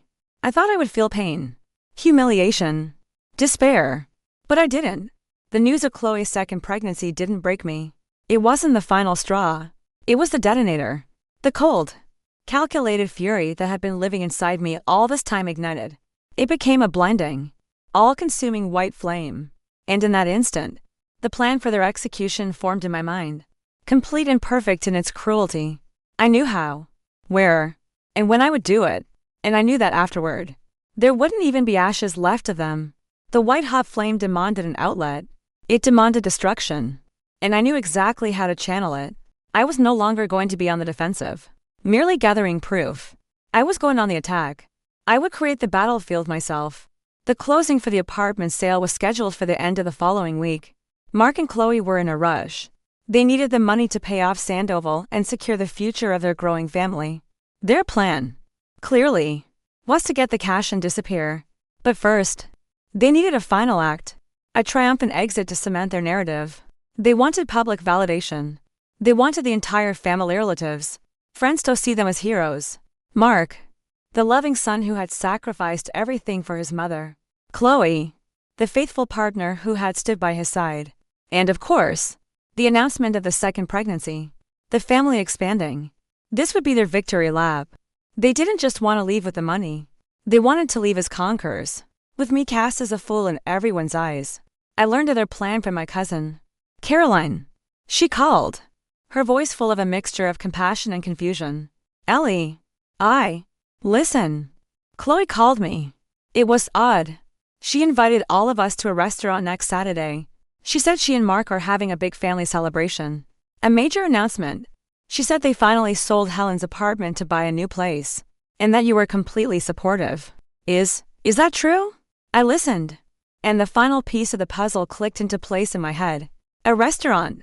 A public event. Perfect. They were setting their own gallows. Yes. Caroline. It's true. I answered, my voice catching with a well-rehearsed sob. We've been through so much. I'm just so happy things are finally working out for them. Oh my God. Ellie. You're an angel. Caroline gushed. After everything, I couldn't do it. But if you're okay with it, of course we'll be there. When I hung up, I stood motionless for a few minutes. So that was it. They weren't just lying to me anymore. They were actively rewriting history. A new reality in which I was not the victim, but the generous benefactor who approved of and even financed their happiness. The audacity was breathtaking, and I decided to get ahead of it. I knew there was one weak point in my plan. My parents. They lived in Dallas. They loved both their daughters but had always harbored a soft spot for the younger, seemingly more fragile Chloe. They didn't know a tenth of what was happening. Chloe had surely fed them her own curated version of the story. I needed their support. More importantly, I needed them in Austin. For the party. I dialed my mother's number. I braced myself for the most difficult performance of my life. The role of the broken but forgiving older sister. Mom. I began. And my voice trembled. This time for real. Ellie. Honey. What is it? You sound terrible. Mom. I can't do this anymore. I let out a choke sob. Chloe and I are so distant. And things with Mark have been so hard. I know I've made mistakes. I've been too harsh. To focus on my work. I want to fix it. I want us to be a family again. My mother was silent for a moment. Then her voice came, thick with emotion. Oh, Ellie. Sweetheart. I am so happy to hear you say that. I've been so worried. Chloe said you to barely speak. I know. And I want to change that. I said firmly. Mom. I heard they're planning to get everyone together at a restaurant. But I don't want it to be like that. In some cold, public place. That's not right. I want it to be here. At my home. In our family's home. As a symbol of a reconciliation. I paused, letting my mother absorb the magnanimity of the gesture. I want to host it. I'll prepare everything. I'll invite all our relatives. And you and Dad too. Of course. I want Chloe and Mark to be the guests of honor. In my home. I want everyone to see that I've forgiven them, and I want them to be happy. Mom. Please. Will you talk to her? Convince her. Tell her I'm sorry. Tell her I love her. She won't listen to me. But she'll listen to you. It was a brilliant move. I wasn't appealing to my sister, but to my parents. I was putting Chloe in a position where refusing would make her look cruel and unforgiving in their eyes. My mother was ecstatic. Of course. Darling. Of course I'll talk to her. You are so wise. I'll call her right now. Your father and I will be there. Absolutely. I hung up the phone. The tears dried instantly. The trap was set. A perfect, welcoming trap. Lined with velvet and baited with family values. Chloe's call came an hour later. Her voice was cold and suspicious. Mom called me. She said you want to have the party at your place? Yes. I answered meekly. I just thought it would be nicer that way. More intimate. Chloe was silent. I could almost feel her weighing the pros and cons. On one hand, celebrating her triumph in her humiliated sister's home was the height of cynical pleasure. It would be the ultimate proof of her victory. On the other, something felt off. Chloe was smart. She had to sense a trap. But then her ego, her vanity, her thirst to see me completely crushed and serving her as the new matriarch, came into play. And, of course, the pressure from our parents. Fine, Chloe said at last, her tone condescending. If you want to do it so badly, we'll come. But you're handling everything. I don't want to worry about a thing. Of course, I murmured. Don't you worry about a thing. I'll take care of it all. They had taken the bait. They were walking straight into my ambush, blinded by their own greed and arrogance. They thought it was going to be their party. They didn't know I wasn't planning a party. I was planning a public execution, and every guest would be a witness to their shame. From that moment on, I became a machine, cold and efficient, working on a clear timeline. I had less than a week to prepare the perfect stage for the grand finale. I started calling the guests, all of them, aunts, uncles, cousins, old family friends. The list grew long. Over 30 people, 2 each one. I repeated the same script with the rehearsed intonation of a repentant sinner. Hi, Aunt Maria. It's Ellie. I'm calling for a very special reason. We're having a big family celebration this Saturday. I want to reconcile with Chloe. We've been at odds for so long. And I realize I was wrong. I want our whole family to be there to see it. And I have an important announcement to make as well. Please come. It's so important to me. No one refused. The story of the 2 sisters reconciling, with one of them, a respected school headmistress, admitting her fault, was too compelling. Curiosity, mixed with the desire to be part of something beautiful, was the best lure. I knew that my family's reputation, my father's reputation, which everyone respected, was working in my favor. No one wanted to miss this moment. My parents were to arrive from Dallas on Friday night. I booked them a comfortable hotel room, so they wouldn't stay at my place before the show. I needed room to maneuver. Mark and Chloe, for their part, were on cloud 9. They watched my efforts from a distance with smug satisfaction. I knew that Caroline and other relatives were calling them, repeating my words of reconciliation and regret. For them, this was a delight. I wasn't just surrendering. I was publicly humiliating myself. It was as if I were rolling out the red carpet for their triumph. They made no attempt to call or help with the preparations. Why would they? The servant was supposed to work in silence. Chloe only sent one short text, "Don't forget I don't eat shellfish." And Leo only eats homemade chicken nuggets, not the frozen kind. It wasn't a request. It was a command. A display of power. I texted back, of course. "Sis, it will be just the way you like it." I hired a catering service from an expensive restaurant. The best appetizers, main courses, desserts, wait staff to serve. I wasn't going to waste my time in the kitchen. I needed to be the director of this play, not the cook. I thought of every detail. The arrangement of the tables in my large living room, so everyone would have a clear view of the makeshift stage in front of the large TV on the wall. The ambient music, neutral and soft. The lighting, warm and inviting. Everything had to look like a perfect, cozy, warm, safe family party. 2 days before the event, I met with Godoy. I laid out my plan. The lawyer listened, and for the first time, something resembling admiration appeared on his impassive face. "Eleanor," he murmured when I had finished, "you have a strategist's mind. It's cruel and brilliant. I'll provide the legal backup. On Saturday, I'll be nearby, at a coffee shop across from your building. As soon as you give the signal, I'll come up with the documents. One more thing," I said. "I need someone to film everything, from beginning to end. But it can't look like a setup." Godoy smiled. "That's easy. I know a guy, a professional videographer. Does weddings, birthdays. We'll tell the guests you hired him to document the emotional family reunion. No one will suspect a thing. He'll set up a few discreet cameras and work with his main one without drawing attention." "Perfect." I nodded. "And one more thing. Tell Ruben I'll need him on Saturday. Not as an investigator. As an extra. I had an official waiter's uniform ordered for him. He would be my eyes and ears at the party. Invisible among the guests.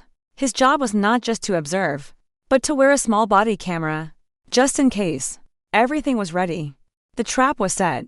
The actors were in position. All that was left was to wait for the main characters. On Friday night, the eve of the party, my parents arrived. I met them at the airport. My mother threw herself into my arms, weeping with joy. "Ellie, my baby, I am so proud of you," she whispered. "I am so happy." This is such a wise, mature gesture. My father, more reserved, just gave me a tight hug. "I'm glad you and your sister have finally worked things out," he said. "Family is the most important thing." I felt like the worst kind of traitor. I hugged them, looked into their happy, innocent eyes, and I knew the pain I was about to cause them the next day. But there was no turning back. This cancer had been growing in the dark heart of our family for too long. It was time for surgery. Without anesthesia, I took them to their hotel, sat with them in the lobby, had a cup of tea. My mother talked nonstop about how happy Chloe and Mark would be when the second baby arrived. I listened, and I felt the ice spread through my veins. "Yes, Mom," I said, standing up. Speaking of which, Chloe has been telling me that I've apparently been so helpful to them, that I've practically given them the money to buy their new house. As a gift? Is that how you understand it? My mother clasped her hands to her chest. "Of course, darling. That's what Chloe told us. That you were incredibly generous. That you were the first one to suggest helping them with the sale of his mother's apartment, so they could get a better start. Your father and I were so proud. Not every sister would do that." I smiled.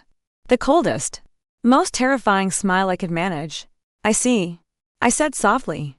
"Well, you'd better get some rest. Tomorrow is going to be a long day." I left the hotel and got in my car. The trap had just snapped shut on another level. They hadn't just deceived me. They had already rewritten history. They had turned me into an accomplice to their crime in the eyes of my own parents. I gripped the steering wheel. The white flame roared inside me. Tomorrow, I thought. It all ends tomorrow. The night before the execution, I slept surprisingly well, as if my body and mind were conserving energy for the final leap. I woke with a clear head and a heart of ice. Today, the day began in a controlled flurry of activity. The caterers arrived. Waiters in crisp white shirts set up tables and arranged silverware.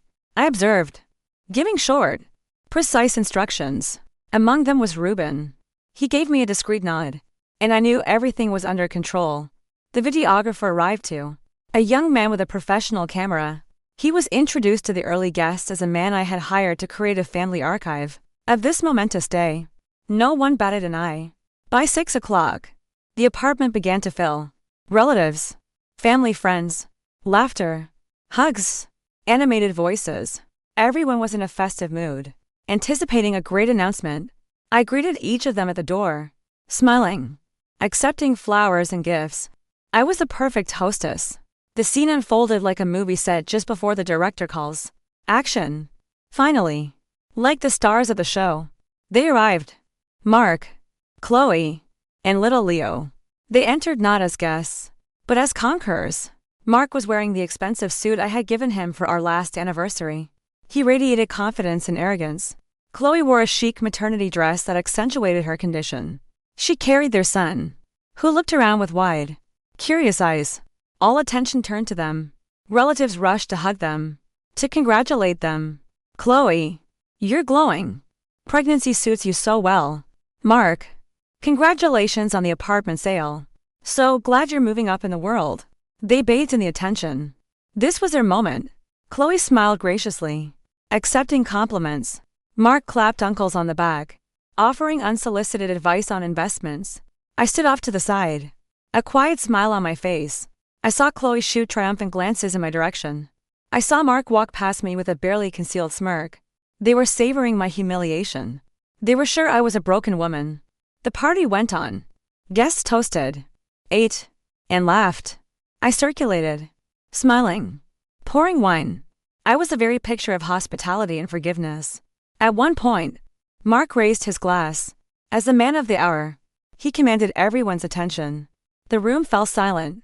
The videographer focused his camera on him. "Dear family, dear friends," he began in a solemn tone, his voice trembling with rehearsed emotion. "Today is a special day for our family. We are beginning a new chapter. These past few years have been difficult. I dedicated them to the most precious person in my life, my mother."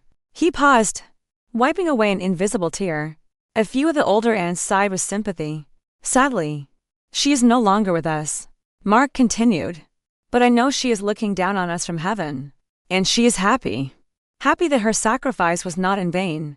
Because thanks to her wisdom and her love, Chloe and I can build our future, raise our children. I want to dedicate this new stage of our lives to the memory of my great mother, Helen Vance. He raised his glass. To Mom. To Mom. The guests echoed. I watched, and I felt nothing but a glacial disgust. He was delivering a eulogy for a dead woman whose existence had been nothing but a prop in their play. He had turned his mother's memory into a cheap spectacle to move a naive audience. I raised my own glass and drank. The wine tasted as bitter as poison. After his speech, my parents came over to me. They pulled me aside into the kitchen. My mother hugged me, her eyes shining with tears. Ellie, my daughter, I look at you, and my heart is filled with joy. She whispered. What strength, what generosity you have. Mark's speech was so beautiful, and Chloe is just radiant. This is all thanks to you. My father stood beside her, smiling awkwardly. That's right, honey. We're so proud. Not everyone has that capacity to forgive. He paused, searching for the right words. My mother finished for him. She told us, she said you not only forgave them, but you decided to help them buy their new house. That it would be your gift to their family, in honor of the new baby. Ellie, what a noble gesture. They looked at me with adoration, as if I were a saint. They believed the lie their younger daughter had fed them. They believed I was a generous benefactor, sponsoring the happiness of my treacherous sister and my calm man husband. I looked at their deluded, happy faces and knew it was time. I gently freed myself from my mother's embrace. Yes, I said softly, but with utter clarity. It's time for my gift. Come on. I have an announcement to make. I walked out of the kitchen, my parents following. I moved to the center of the room. The buzz of conversation died down as the guests noticed the seriousness of my expression. Mark and Chloe were seated at the head of the main table like a king and queen. They looked at me with lazy curiosity, expecting another act of submission. Perhaps they thought I was about to make a tearful speech of forgiveness and present them with a large check. I picked up a knife from the table and tapped it gently against my wine glass. The sound was clean, metallic. It sliced through the air, and the room fell completely silent. 30 pairs of eyes were fixed on me. The videographer discreetly moved to frame my face. May I have your attention? Please, I said. My voice was calm, but it was strong and clear, as if amplified. I, too, have an announcement, and a gift. I smiled, a smile that didn't reach my eyes. Mark gave a beautiful speech. He talked about the importance of honoring the memory of our loved ones, about his mother.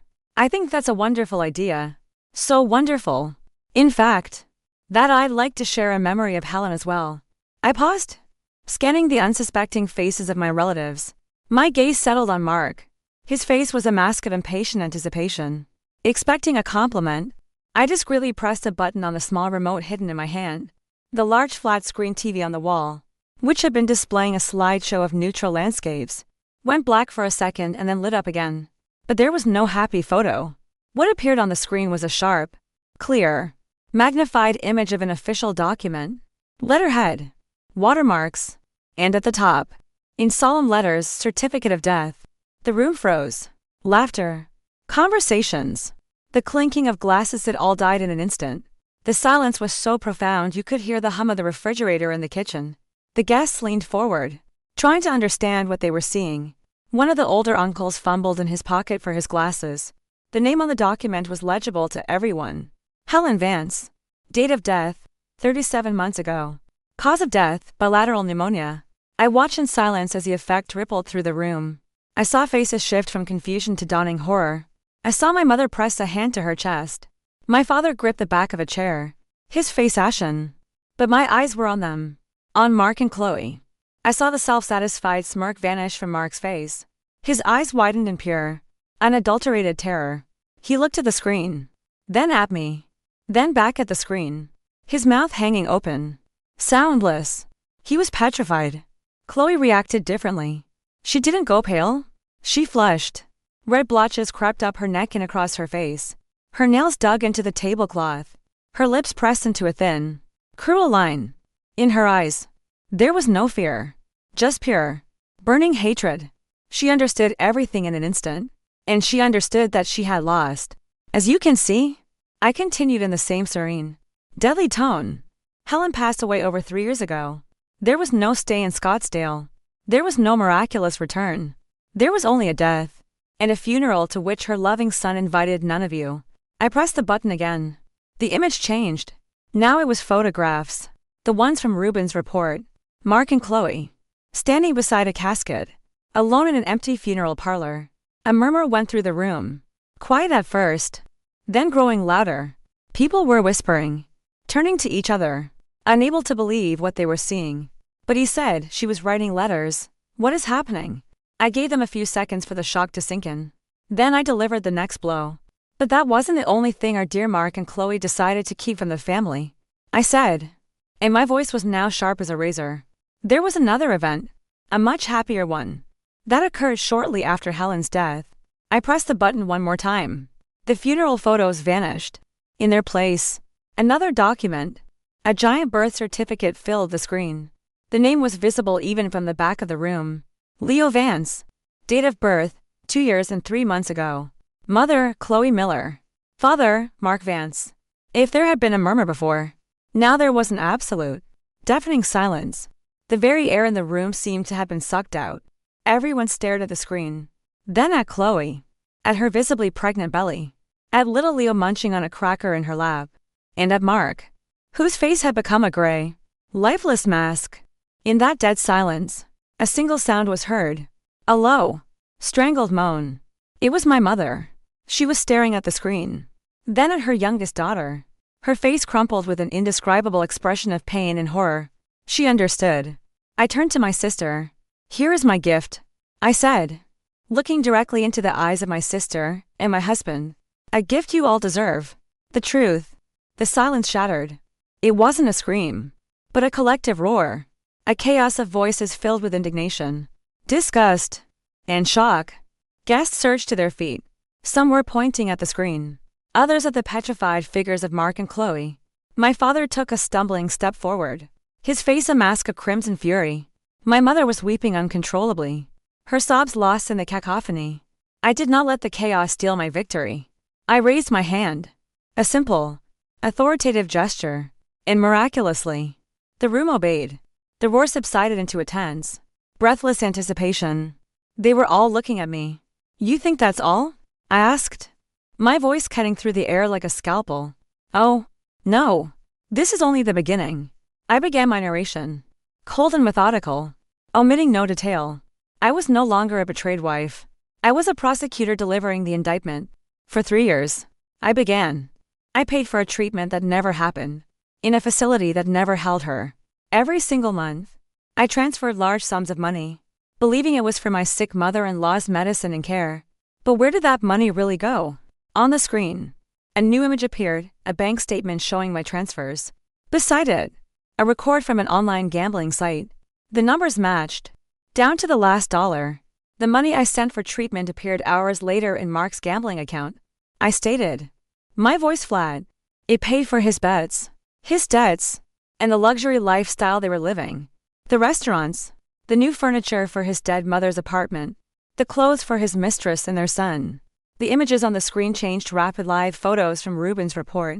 Mark and Chloe at an expensive restaurant. Mark buying a high-end stroller. But even that wasn't enough. I continued, my voice growing sharper. They needed the apartment, and Mark got it. 1 month before his mother's death, while she was gravely ill, he had her sign a general power of attorney. The scanned document flashed on the screen. And then, while she was dying in the hospital, he used that paper to sign on her behalf, gifting the apartment to himself. He stole his own mother's home. The deed of gift appeared on the screen. The signatures damningly clear. In the room, a sepulchral silence. No one dared to speak. The guests stared at the screen with expressions of horror and revulsion. And all this time, I turned to face my sister, locking my eyes on hers. They laughed at me. They thought I was a blind, gullible fool. Would you like to hear how they spoke of me? I'll give you that privilege. I pressed the final button on the remote. The screen went black. But from the speakers strategically placed around the room, a recording began to play. The audio was crystal clear. It was Chloe's voice. lazy and full of contempt. She still believes that whole story about his mom. You have to be a special kind of idiot. Sometimes I almost feel sorry for her. But then I look at Leo, at this apartment, and I think, no, I don't. Every fool pays for their own stupidity. Mark's laughter followed. The important thing is she doesn't snap before the apartment sale closes. Once we have the money and pay off Sandoval, I can finally leave her. I'll tell her I fell in love with someone else. She'll cry. Then she'll get over it. Who else is she going to find at her age? We, on the other hand, will be on a beach with the kids. Chloe's voice again. Imagine it. Mark. U.S. The beach. No more of her lectures. No more goody two-shoes older sister. Just our family. We won. Baby. We took everything from her. The recording ended.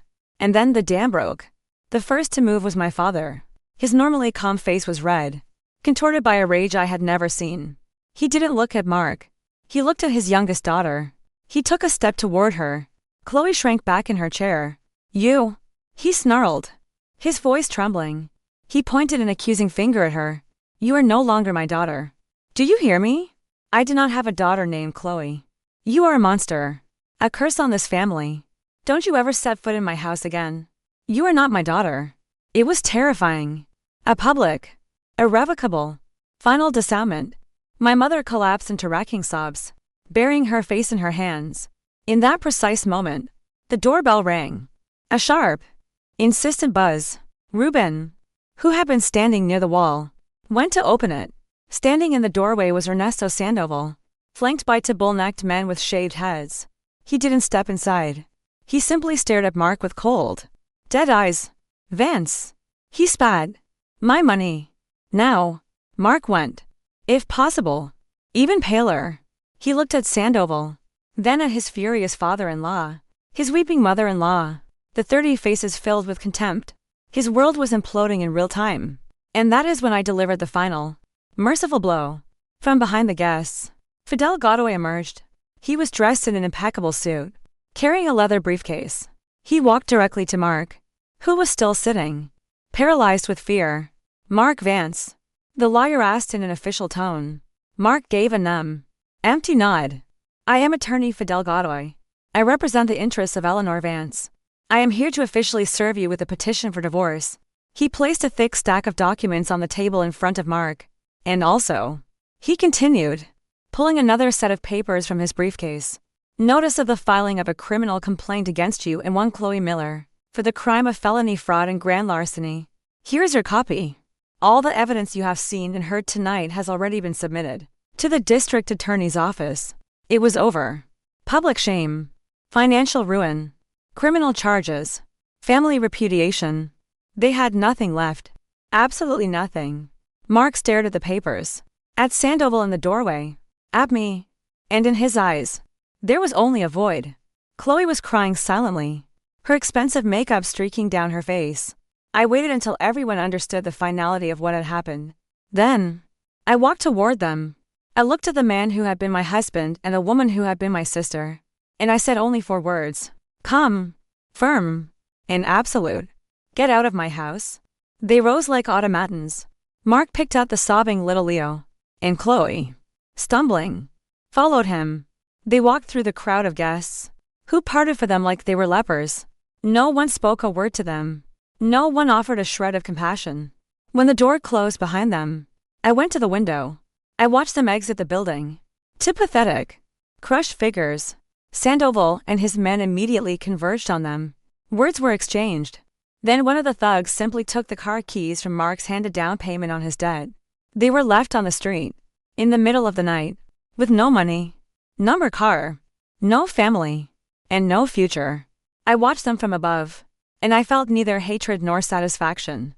I felt nothing, just emptiness. I turned away from the window. The guests, awkward and shaken, began to leave in silence, without saying goodbye. My devastated parents remained on the sofa. I walked past them and went out onto the balcony. I opened the glass door. The cool night air flooded the apartment. I took a deep breath. For the first time in a very long time, I was free. So that story ends.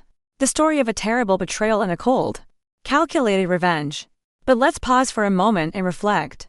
Was Eleanor right? Was her punishment too harsh? On one hand, what else could she have done? She was betrayed by the people closest to her, her husband and her own sister. They didn't just cheat her.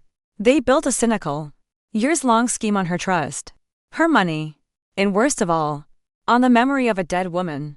They turned her into a walking ATM, laughing behind her back. How do you forgive something like that? Wasn't her response perfectly proportional to their depravity? She didn't just get revenge. She restored justice, proving that for such acts, sooner or later, there is a price to pay. But there is another side. A public execution in front of the entire family. In front of her parents, for whom that day became perhaps the worst of their lives. The children, only still a toddler.